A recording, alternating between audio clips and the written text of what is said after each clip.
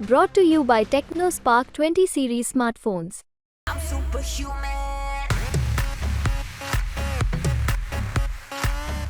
ચૂંટણી આવે એટલે આશા અને અપેક્ષાઓ વધતી હોય છે. વડાપ્રધાન નરેન્દ્ર મોદી પણ જ્યારે ફિટ ઇન્ડિયાને લઈને ચિંતિત છે અને એ સ્લોગન પણ આપી ચૂક્યા છે, ત્યારે આપણે વડોદરામાં જે એસએફડબલ્યુ જીમ છે ત્યાં આગળ પૂછીશું એ લોકોની શું અપેક્ષાઓ છે. ઇલેક્શન આવી રહ્યું છે તો ખાસ કરીને શું અપેક્ષાઓ, વડોદરામાં વિકાસ થયો છે, નથી થયો, શું હજુ બાકી? પહેલાંથી તો મને એવું લાગી રહ્યું છે કે ઘણો વિકાસ થઈ રહ્યો છે વડોદરામાં અને હજી થવો જોઈએ. આપણું જે વડોદરા છે પ્રોગ્રેસિંગ રહેવું જોઈએ. જેમ કે અમારું ફિટનેસ સેન્ટર છે તો અમને એવું લાગે છે કે મોદીજીએ બહુ ઘણું પ્રમોટ કર્યું છે ફિટનેસને, યોગાને, તો એ બધાને લઈને હું ખૂબ જ ખુશ છું. એટલે મને એવું લાગે છે કે વડોદરામાં આપણે બીજેપી આવ્યા પછી ઘણો પ્રોગ્રેસ થઈ રહ્યો છે. વડોદરા કલ્ચરલ સિટી છે, એક પ્રકારે જે આખી સાંસ્કૃતિક નગરીને હજુ શું બાકી રહ્યું છે કે વડોદરામાં બીજું શું હોવું જોઈએ કમ્પેરિઝન બીજી સિટીઝની? મને એવું લાગે છે કે વડોદરામાં ધીરે ધીરે જે ડેવલપ થઈ રહ્યું છે તો એ ધીરે ધીરે થશે. બટ મારો એક પોઈન્ટ એવો છે કે ક્રાઇમ હમણાં થોડા ટાઈમથી વધી રહ્યું છે બરોડામાં. સો મને એવું લાગે છે કે એ ના થવું જોઈએ, બિકોઝ આપણી સંસ્કારી સિટી છે. તો એ હિસાબથી આપણે જે એ છે જે કલ્ચર છે આપણું વડોદરાનું સંસ્કારી સિટીનું એ મેન્ટેન કરવું જોઈએ અને મને એવું લાગે છે એના પર થોડું ધ્યાન આપવું જોઈએ. બાકી બધું તો સારું થઈ રહ્યું છે. એમની વાત કરી, મહિલાઓ સુરક્ષિત લાગી રહ્યા છે? મહિલાઓ સુરક્ષિત લાગી રહ્યા હતા. હું પણ લેટ સુધી જતી હતી, પણ જ્યારથી 2-3 એવા કિસ્સા બન્યા છે બરોડામાં ત્યારથી અમને બી હવે થોડું બીક લાગે છે કે આટલું લેટ નહીં જવાય, કાં તો એકલું નહીં જવાય. બાકી વડોદરા આપણી સંસ્કારી નગરી છે, ત્યાં અમે લેટ 2 વાગે બી અમારી ઇવેન્ટ પતે તો 2 વાગે બી કમ્પ્લીટ કરીને અમે એકલા જતા હતા. બટ થોડા ટાઈમથી એવું ફીલ થાય છે કે ના, થોડું હજી પ્રોટેક્શન હોવું જોઈએ. પોલીસનું જે પહેરેદારી છે એ થોડી વધારે હોવી જોઈએ કે મહિલાઓ સુરક્ષિત ફીલ કરે. શું માનો છો કે વડોદરાની અંદર શું બાકી છે? કારણ કે કેટલા વર્ષોથી આપ રહો છો, કંઈક ત્રુટી રહી લાગે છે? ના, આવું તો કશું નહીં. પાણીની પ્રોબ્લેમ છે અમારી વેમાલીમાં, બાકી તો બધું બરાબર છે. કેટલા સમયથી પાણીનો પ્રોબ્લેમ? જ્યારથી રહેવા આવ્યા ત્યારથી, 8 વર્ષથી હું રહું છું વેમાલીમાં ત્યારથી. એટલે શું પ્રોબ્લેમ? પૂરતા સમયમાં નથી આવતું કે દબાણ સાથે નથી આવતું?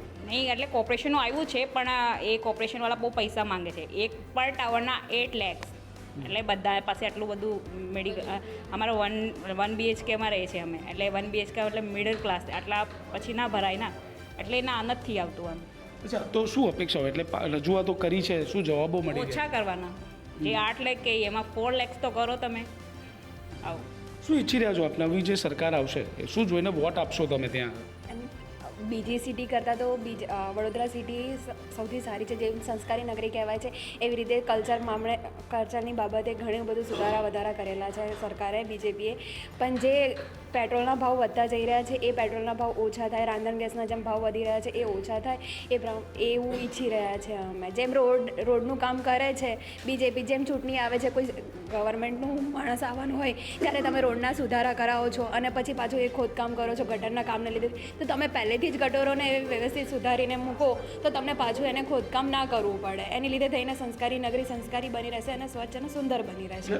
આયોજનનો અભાવ છે એવું કેવું છે? આયોજનનો અભાવ છે. આયોજનનો અપૂરતો અભાવ છે. મીન્સ જે લોકો ધ્યાન આપી રહ્યા છે એ પૂરતું ધ્યાન નથી આપી રહ્યા. એમ થાય છે, કામ થાય છે એમ, એવું નથી કે હા પરફેક્ટ થઈ ગયું છે, એની ચકાસણી નથી કરતા એ લોકો. એવી રીતે વડોદરા ગુજરાતનું મધ્ય કહેવાય છે કે મધ્ય ગુજરાત તરીકે ઓળખાય છે, પણ સુરત અને અમદાવાદની કમ્પેરિઝનમાં આપણે જોઈએ તો શું લાગે છે વડોદરામાં કંઈ ખૂટે છે? વડોદરામાં ટ્રાફિકની સમસ્યા છે. જેમ જેમ સરકાર બને તેટલો પ્રયત્ન કરી રહી છે બ્રિજ બનાવીને સુરત અને અમદાવાદની જેમ કે ટ્રાફિક જેટલું બને એટલું ઓછું થાય, પણ પબ્લિક નથી સમજતી. પબ્લિક એ હેન્ડલ નથી કરતી, ટ્રાફિકના નિયમોનું ઉલ્લંઘન કરીને જતા રહે છે. આપણે બી સપોર્ટ કરીએ ત્યારે સરકાર સામે સપોર્ટ કરશે આપણાને. બિલકુલ. શું ઇલેક્શન હવે ટૂંક સમયમાં આવશે, વડોદરામાં હજુ કોંગ્રેસના ઉમેદવાર નથી આવ્યા, ભાજપે યુવા ઉમેદવારને જાહેર કર્યા છે, શું કહેશો? શું જોઈને મત આપશો?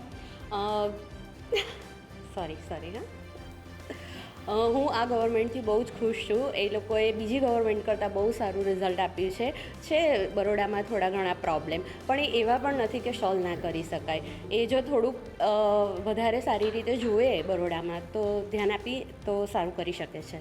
વડાપ્રધાન અહીંથી ઇલેક્શન લડ્યા હતા અને ત્યારબાદ તેમણે વારાણસી એ કર્યું, તો શું લાગે છે વારાણસીનો વિકાસ વધારે થયો, વડોદરાનો રહી ગયો?